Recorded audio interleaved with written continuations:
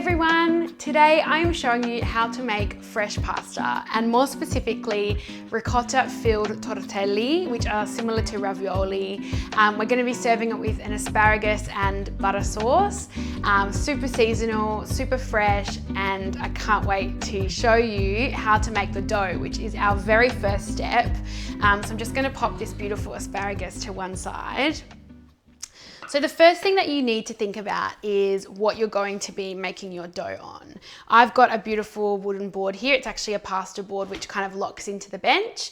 But anything that's kind of big and it's a natural surface is best. So if you've got wood, that is ideal. We're going to start by tipping the flour onto the board. So this is 300 grams of 00 flour. Mix in a really good pinch of sea salt. So just crumble that in if you've got a flaky kind. I'm going to mix it with my hand. And then what we need to do is we're going to make kind of like a volcano. So we bring it together just so it's nice and even. And then with 3 fingers, we go around like this and make a well.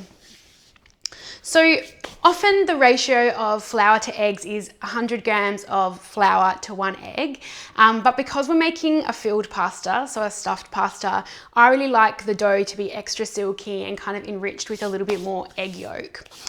So we're going to add 2 whole eggs to start with. So you could go along and add just a whole nother egg, but I'm going to add some yolks. So 3 egg yolks. So we're just going to separate these whites and yolks here.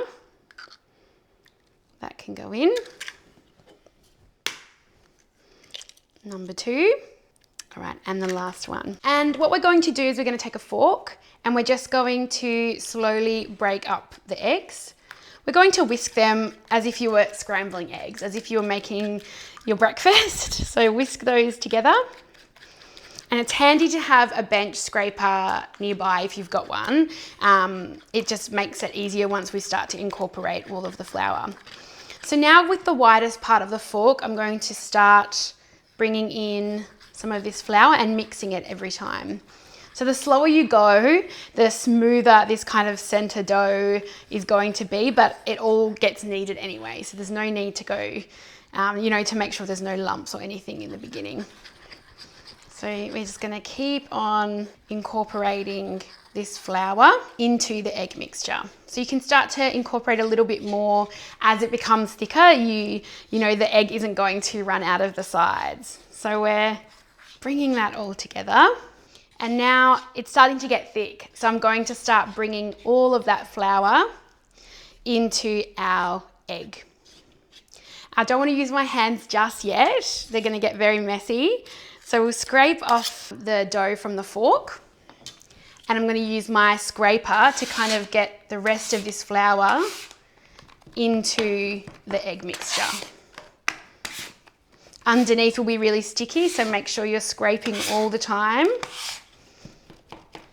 Really pressing that flour and egg in. So now it's becoming quite dry and difficult to do with the scraper. I'm going to put this aside and I'm going to start to use my hands. So you just want to, at the moment, just get it to come together. So bringing it all together. And now we're going to start kneading it. Always scraping off your hands from excess, sticky dough or flour. So just give them a rub every now and then. And we're going to fold the dough, kind of put your thumb in the middle, fold the dough over and push out. And then we're going to rotate and push. We're going to keep on going until it's looking nice and smooth. Make sure you get all of these little bits from the board. And this is going to take about 10 minutes of good solid kneading to come together, and then we're going to let it rest. So I'm just going to keep on kneading and I'll show you what it looks like at the end. So I'm about halfway through the kneading and I made sure that I scraped down the bench completely because it's starting to get nice and smooth. So we don't want any of the floury bits to kind of stick, and same goes with my hands. I gave them a really good wash, dried them really well, and now I can keep on kneading until it's really soft and elastic. Okay, so I've been kneading it for about 10 minutes and the dough is really nice and smooth. I'm just going to cover it with an upturned bowl and let it rest for about 30 minutes. And while that's resting, we can move on to our filling, which can just sit in the fridge until we're ready to use it. So you just need a bowl. We're going to put in our ricotta, which I have just been draining in a sieve. So you just want to not have any liquid, you want it to be nice firm ricotta. And to that, I'm also going to add in some oregano, which is from my garden. Pick off some of the leaves and give it a fine chop so it kind of incorporates all through that beautiful ricotta. And if you don't have oregano, marjoram is also really lovely in here. You can kind of add other things too. You could put some lemon zest. You could put some, well, we're going to put nutmeg actually. So that's a nice spice that we're going to add in. And sometimes I put egg yolks into the ricotta, but this is really beautiful, fresh, firm ricotta, so it doesn't need any of that. I'm going to add some nutmeg. And if you haven't used the fresh one before, I highly recommend you get it. It's in the supermarkets, it's really easily available, but it's really nice and fresh. So I've just got a microplane here and I'm going to grate some over. So ricotta and nutmeg are so good together.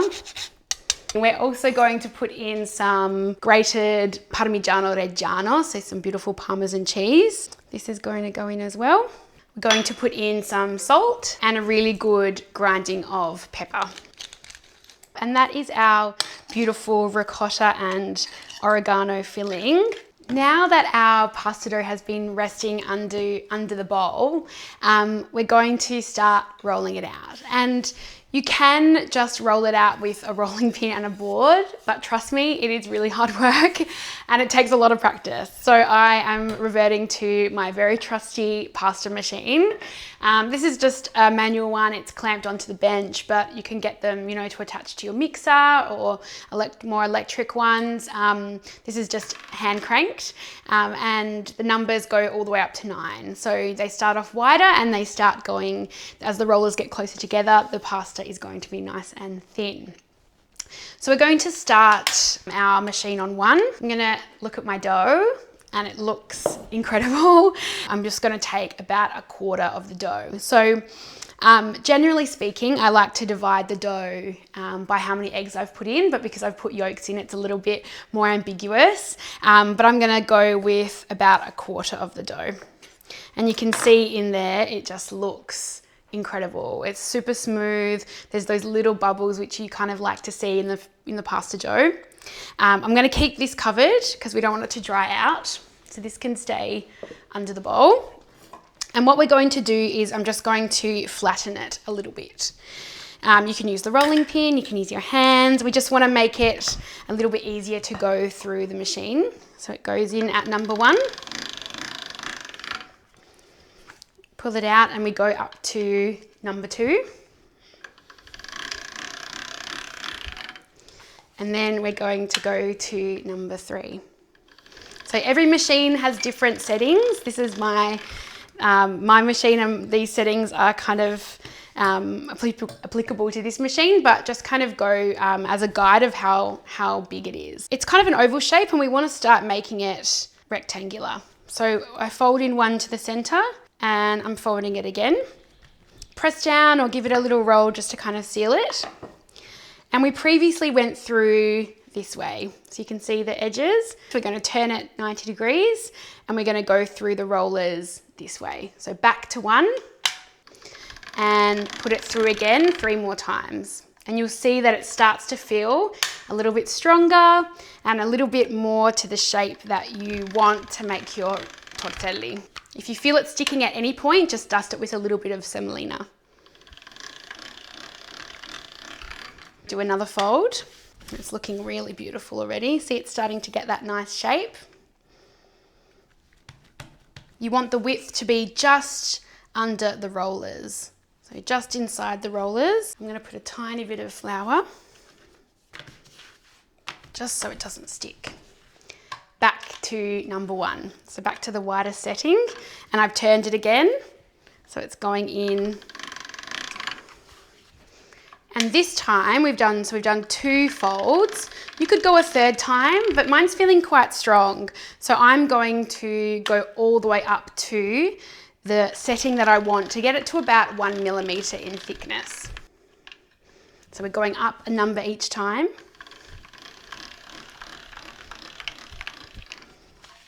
It's starting to look really beautiful.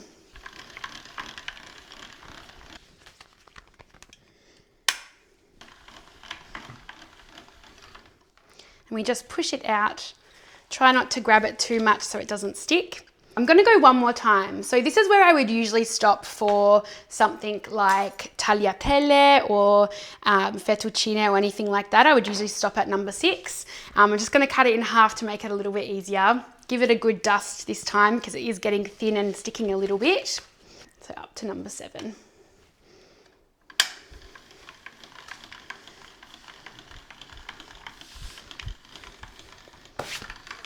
Push it out. And this is our beautiful sfoglia ready to fill with the ricotta filling. And we're going to take kind of heaped tablespoons and just put it on our sheet, leaving a little bit of a border so we can fold over our beautiful pasta. We also need a little gap in between just to make sure that they don't touch when we fold over our pasta. Little mounds.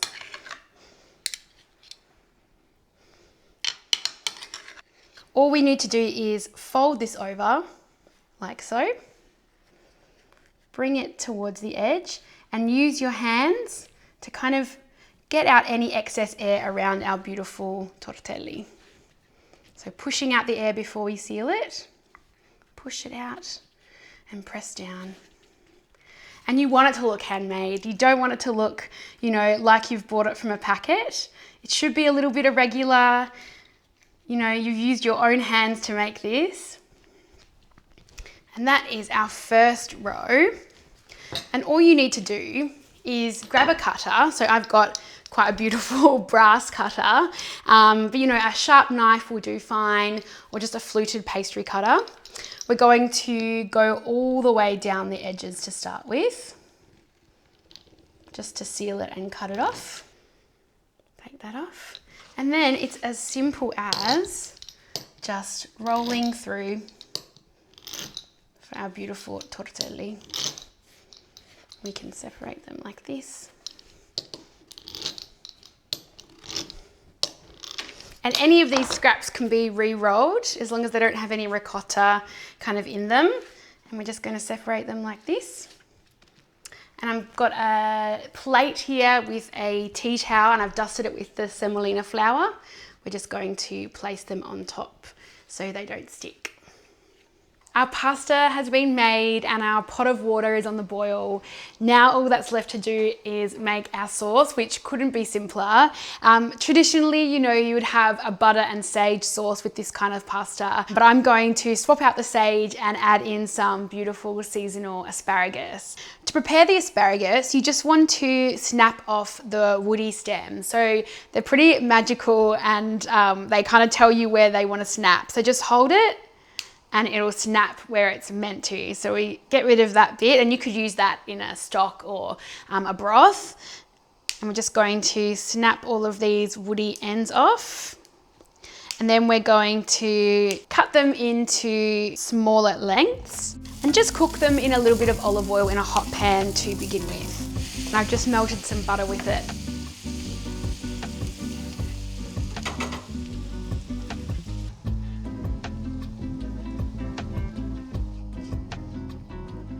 So our asparagus has been cooked in a hot pan and I've just melted some butter with it once it was cooked.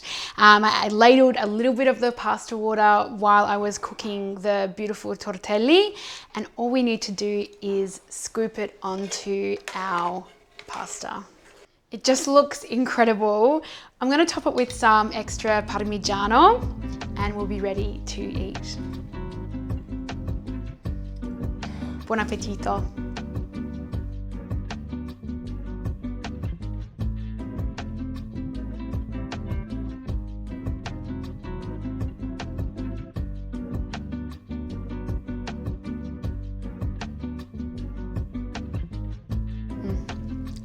Such a perfect dish for the warmer weather.